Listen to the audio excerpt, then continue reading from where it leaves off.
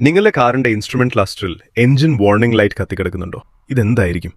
നിസ്സാരമായിരിക്കുമെന്ന് കരുതുന്നുണ്ടോ? ചെറിയ sensors issues ആണെങ്കിലും മേജർ ഇഷ്യൂസ് ആണെങ്കിലും വാർണിംഗ് ലൈറ്റ്സ് കത്തിക്കിടക്കും. ഇത് കണ്ടുപിടിക്കാനുള്ള ഒരു അഡ്വാൻസ് ടൂൾസ് ആണ് OBD സ്കാനർ അഥവാ ഓൺ ബോർഡ് ഡിഗ്നോസ്റ്റിക് സ്കാനർ. ഇത് നമ്മുടെ കാറിലെ ECUമായി കണക്ട് ചെയ്ത് എഞ്ചിൻ സെൻസറുകൾ, എമിഷൻസ് പ്രശ്നങ്ങൾ എല്ലാം റീഡ് ചെയ്യുന്നു. ഇവയിൽ ഏതെങ്കിലും പണി മുടക്കിയിട്ടുണ്ടെങ്കിൽ എറർ കോഡായി സ്കാനറിൽ കാണാൻ സാധിക്കും. OBD സ്കാനറിൽ കോഡുകളായാണ് എറേഴ്സ് കാണിക്കുന്നത്.